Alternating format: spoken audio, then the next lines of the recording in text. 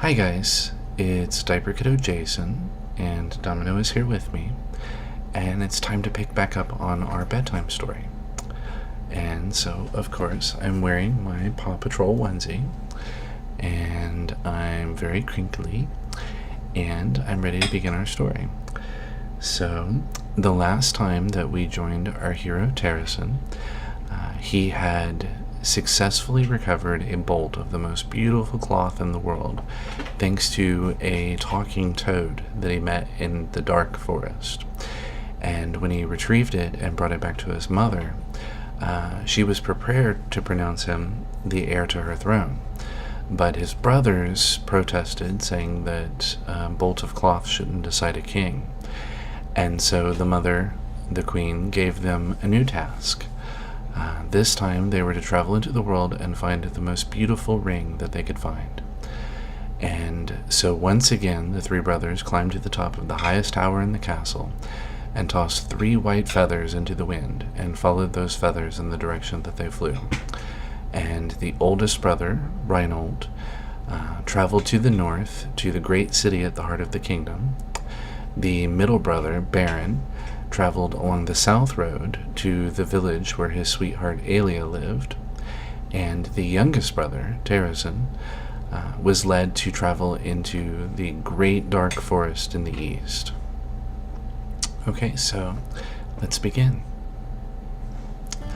On the morning of the 3rd day, Tarisan began to think while writing. How will I ever find a beautiful ring in a forest? Perhaps it is for the best. Reinhold or Baron would make a much better king than I would. Well, while I'm in the forest, perhaps I'll say hello to the kindly toad. After how the toad helped me, the least I can do is show my respect and my gratitude while I'm here. So the prince rode purposefully for the toad's pond. After a short time, he came to the pond and dismounted his horse. "My good toad, are you here?" called Tarisan. "Ah, it is the young man from a few days ago. Did you give your mother the cloth, Ribbit?" the toad croaked. Tarisan smiled warmly. "I did," he said, "and she was delighted with it. Thank you for making my mother so happy." Tarisan bowed deeply to the toad. "Did you travel all this way, 3 days of hard riding from the castle, just to say thank you?" the toad asked curiously, before snatching a fly from the air with its tongue. "Well, not exactly," said the prince. He told the toad why his mother had sent the princes to find the cloth in the first place.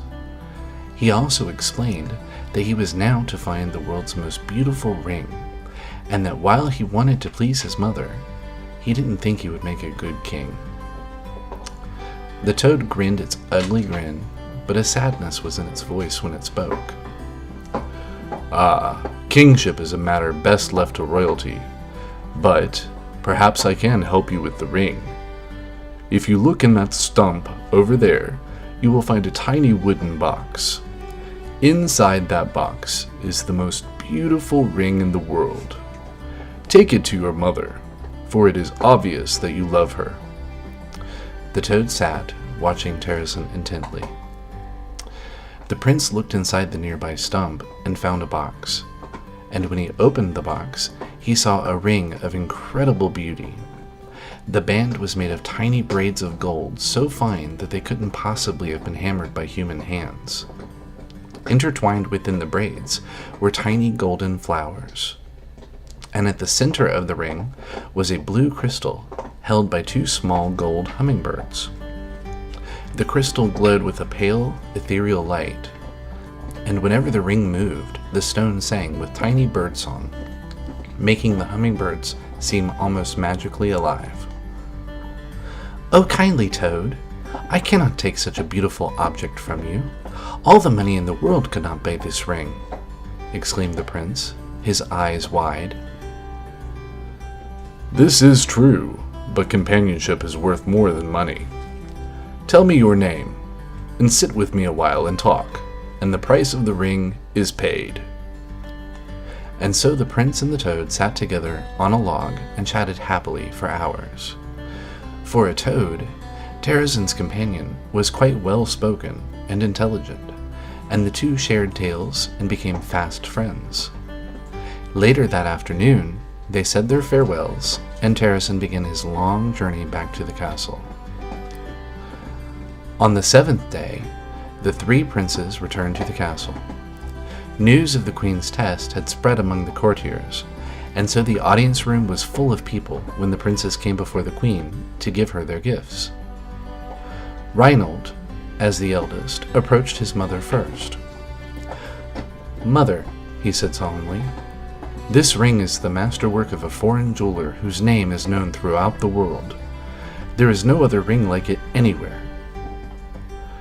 The queen graciously accepted his gift, which was an intricate ring of silver and gold, with 12 brilliant diamonds encircling it. Everyone in the audience chamber agreed that it was surely the most beautiful ring they had ever seen.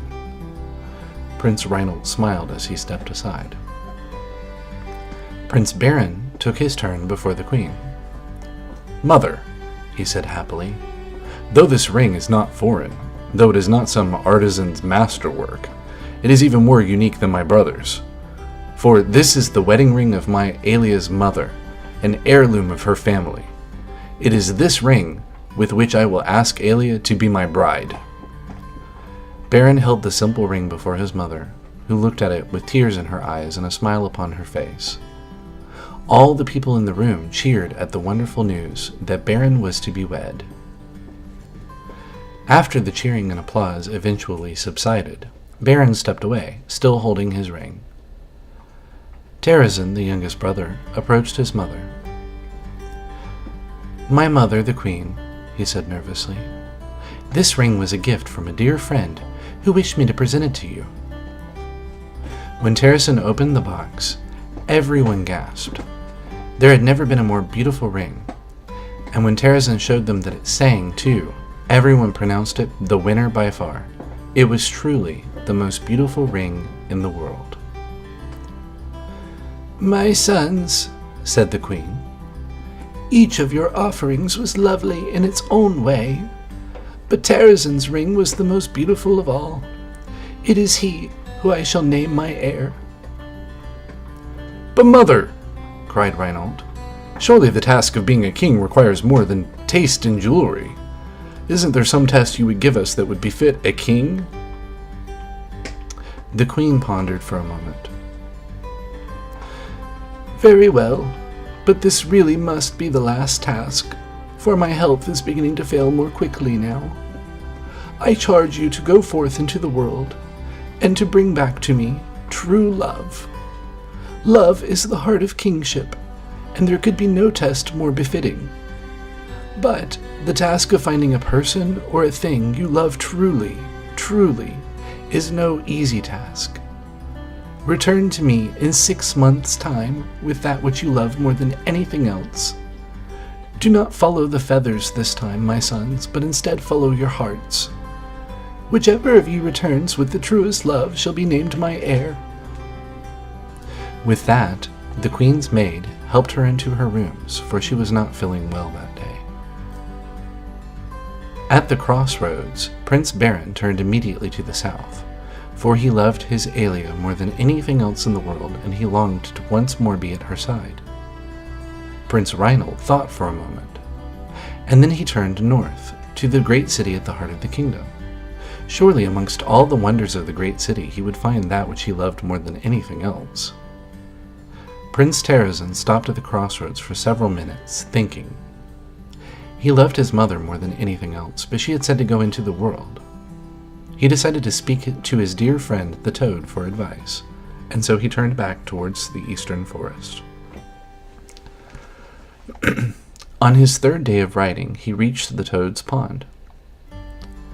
"My friend Toad, are you home?" he asked.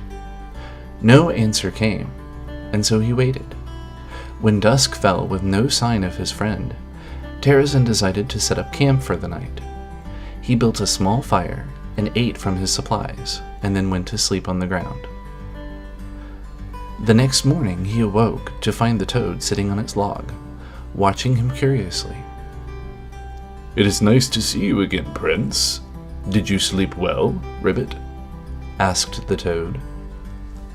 "Not exactly," said Tarisan as he roused himself and began to build up a fire for breakfast. "The ground was hard, and the night was cold, but it could have been worse. But I don't mind, for you are here now," Tarisan said with a smile. The toad smiled an ugly smile back. "There is an abandoned shack just on the other side of my pond. The next time you visit, you are welcome to use it. A hunter lived there at one time, but it has been abandoned for, a dozen years or so. It might need to be cleaned out and dusted, but you can sleep there any time. But to what do I owe the honor of this visit? And did your mother like the ring?" Tarisan explained exactly what had happened, and as he explained the task that his mother had given him and his brothers, the toad sighed. "Alas," it said, "love is a matter that I cannot help you with, for it is something far beyond magic." "That's all right," Tarisan said as he began cooking some of the food that he'd brought with him. "I've decided I don't really want to be a king. One of my brothers would be much better suited to it. And since I have nowhere else to be right now, I was hoping you wouldn't mind if I made an extended visit. When I was here last, you were teaching me about the herbs and flowers of the forest. I would be interested to learn more." He smiled and then offered the toad some of his breakfast. The toad refused politely, saying that it had already had its fill of flies earlier in the morning. Tarisan spent the day cleaning out the nearby shack while the toad kept him company. Besides herbs and flowers, the two discussed a great many subjects. The toad was quite knowledgeable about the natural world, while Tarisan was educated in more scientific subjects. By the time Tarisan had finished cleaning out the shack and unpacking his few belongings, they'd talked about everything from mathematics to herbology to astrology. Finally, Tarisan and the toad sat down on the grass outside the shack to rest. After a few moments of comfortable silence, the prince turned to his companion. "Forgive me for asking, but how is it that a toad can talk?" The prince laughed. "Most of the toads I've met before weren't so vocal, if you catch my meaning." The toad laughed too. "I wondered when you'd ask that question. Most people I've met get to it first thing. You see, I'm not exactly a toad. I am a sort of nature spirit. It is my charge to protect this forest from those who would harm it. I am ancient, and it is not often that I speak to the people who ride through my forest. So, as you can imagine, it sometimes gets lonely here, Ribbit." The toad sighed. Tarisan nodded and sighed in return. "I know what you mean. Being a prince can be lonely too. I'm usually surrounded by servants and courtiers and attendants, but I haven't ever had any friends. My oldest brother, Reinhold, is always caught up in his reading or studying one subject or another. And my middle brother, Baron, is courting a girl named Alia in a village south of the castle, so of course he's impossible. Alia is all he talks about, it's all he thinks about, and my mother the queen is always busy running the kingdom. So I've mostly just spent my time alone." The conversation slowly turned to other subjects. Though he considered it a little strange to be friends with a talking toad spirit, Tarisan and the toad were definitely becoming fast friends. And Tarisan was looking forward to spending a relaxing while away from the bustle of the castle. The prince and the toad spent a great deal of time together in the following months. Occasionally, the toad would have to leave its pond for a day or two to attend matters elsewhere in the forest, and when that happened, the prince would always go with it. On one such trip, the friends came upon a rabbit who had gotten caught in a hunter's trap. The terrified poor animal was gravely injured. But the toad used its magic to free the rabbit and heal its wounds. The rabbit quickly hopped away once it realized that it could move again. Tarisan came to admire the toad's compassion and wisdom in such situations, and he grew to enjoy exploring the toad's forest. During the summer months, Tarisan would spend the hot days swimming in the pond. At night, he would prepare himself a dinner of vegetables and roots that the toad had taught him to find. Tarisan found that he didn't really mind the lack of meat in his diet.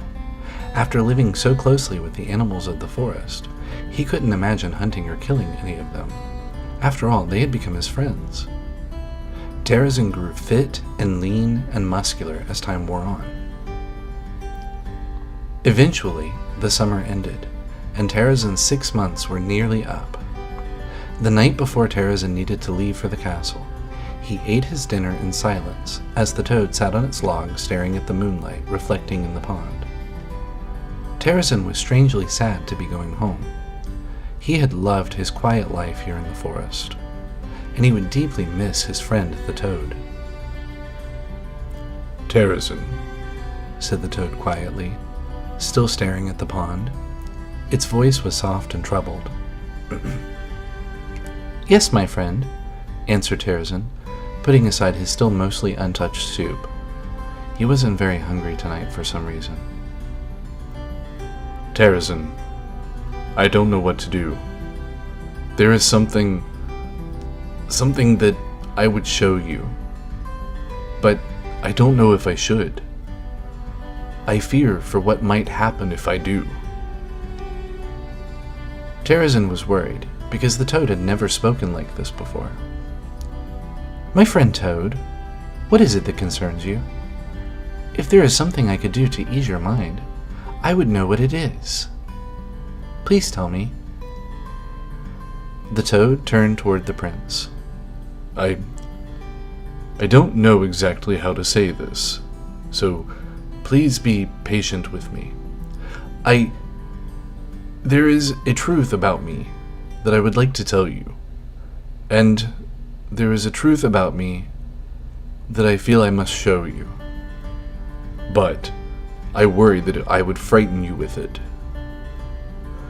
A single tear rolled down from the toad's milky eye, silver in the moonlight. Tarisan knelt before the toad. His voice was barely a whisper as he said, My father, the king, who died when I was very young, once told me that the truth is never something to be afraid of. You are the truest friend I have ever had, and there is nothing you could tell me or show me that would frighten me. I promise this. The toad looked up at Tarisan, clearly disturbed. Very well, it croaked. Then I shall tell you my secret. Tarisan, I love you, and I wish to spend all of forever with you. Another tear slowly rolled down the toad's warty face.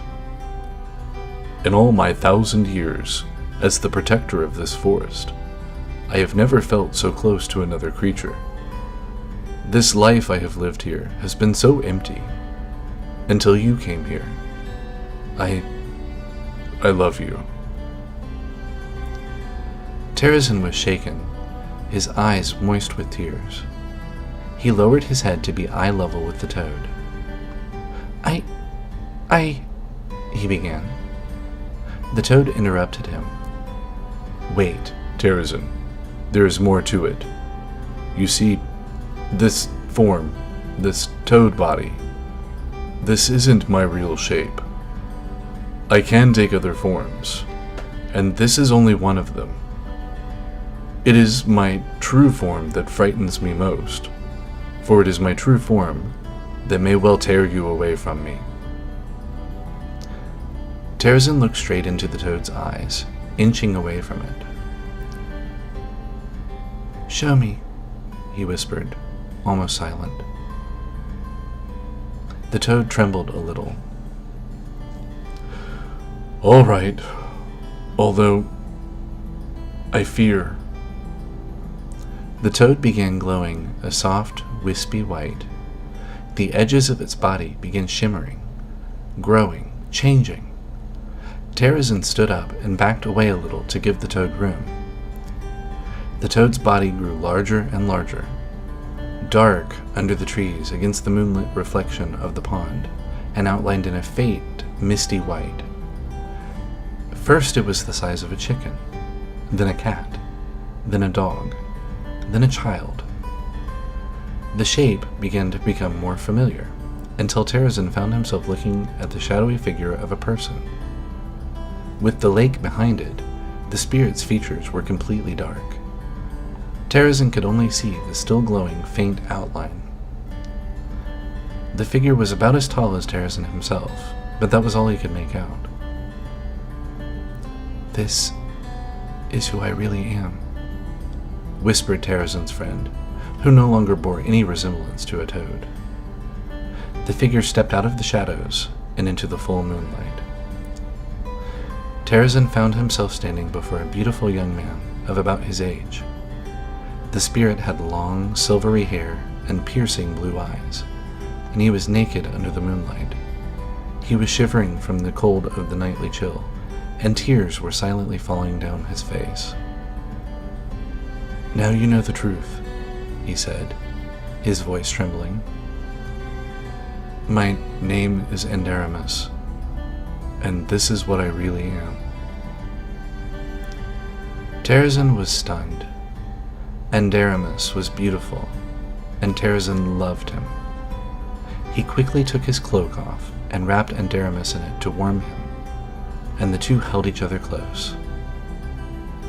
"Endaramus," Tarisan whispered. "Endaramus, I love you." The two kissed in the moonlight, and all at once the relief and longing in Endaramus was evident. They walked into Tarisan's shack together, hand in hand, silent. Alright guys, that's all for tonight's portion of the story. Thank you so much for joining me with this. I'm so enjoying being able to share this with you. I will do another installment tomorrow. And don't forget, I do plan on recording a full voiced audio file of the entire story from start to finish. So I will be putting that in the video descriptions once I have that complete, and that way you can download it and listen to it without any preamble or introductions. And so I will see you tomorrow, guys. Sleep well. Good night. Bye, guys.